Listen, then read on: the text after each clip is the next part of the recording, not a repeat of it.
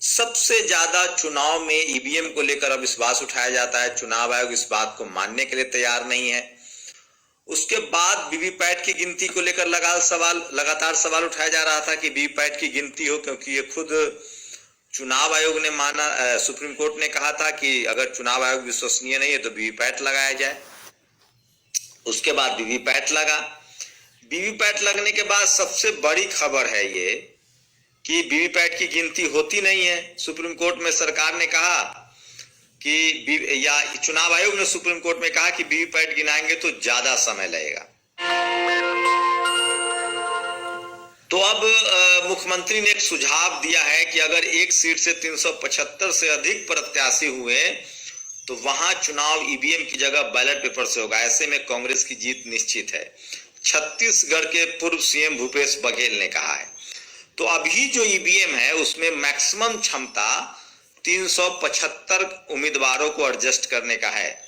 जहां 376 400 उम्मीदवार होंगे वहां बैलेट पेपर से चुनाव कराना पड़ेगा। उसके लिए कोई तैयारी ना, मान लीजिए, कल्पना कीजिए 10,000 रुपए का बॉन्ड होता है, चुनावी बॉन्ड। अगर आपकी जमानत जब्त होती है तो 10,000 रुपए आपको सरकार के खजाने में चले जाएंगे। अब कल्पना कीजिए कि अगर हर लोकसभा में 400 लोगों को चुनाव लड़ाया जाए तो ज्यादा का खर्चा नहीं है। 400 गुने 10,000 तो 400 लोग तो 10,000 रुपए, किसी भी पार्टी के कार्यकर्ता जो हैं वो 10,000 रुपए तो खर्च कर ही सकते हैं। अगर 400 लोगों का निर्दलीय नामांकन करा दिया जाए तो चुनाव आयोग को बैलेट पेपर से चुनाव कराना पड़ेगा। इससे पहले भी एक लेख लिखा गया था इस तरह से कि 375 से ज्यादा उम्मीदवारों को बिल्कुल झेल नहीं पाएगी ईवीएम। तो ये बात अब भूपेश बघेल ने कहा है, वो पूर्व मुख्यमंत्री हैं, और सोचिए इस तरह से ईवीएम को लेकर डरे हुए हैं लोग और इस तरह की बात कह रहे हैं।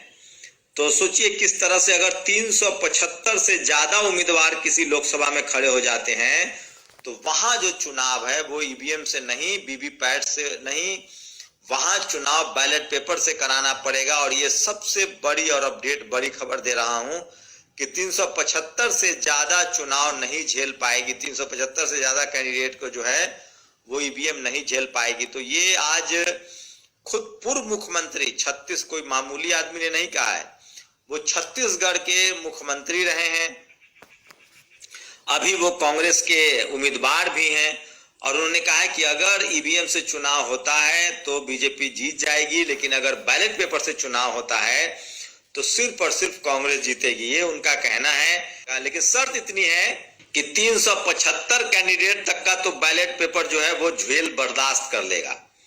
375, 400 कैंडिडेट हो गए और एक लोकसभा में कम से कम 400 कैंडिडेट कार्यकर्ताओं को खड़ा करना पड़ेगा, 10,000 रुपए की उनकी मदद करनी पड़ेगी। तो हर आदमी को 10,000 रुपए की कुर्बानी देनी पड़ेगी। 400 अगर नामांकन हो जाता है तो फिलहाल चुनाव आयोग के पास कोई चारा नहीं रहेगा और उनको ईवीएम से ईवीएम के बदले बैलेट पेपर से चुनाव कराना पड़ेगा।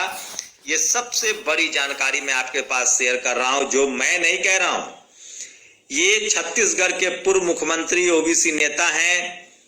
अच्छा देखिए, लोग कह रहे हैं जिलाधिकारी कुछ नामांकन रद्द कर देगा, ये मैं नहीं कह रहा हूं, ये भूपेश बघेल ने जो कहा है वो कोट कर रहा हूं।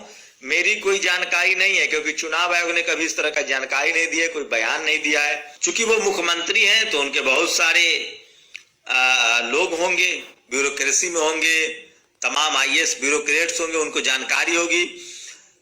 तो 125 कुछ लोग लिख रहे हैं, भूपेश बघेल ने कहा है 375 उम्मीदवार अगर एक साथ किसी लोकसभा में नामांकन कर देते हैं तो आपको किसी भी कीमत पर बैलेट पेपर से चुनाव कराना होगा, क्योंकि ईवीएम की क्षमता जो है वो नहीं है।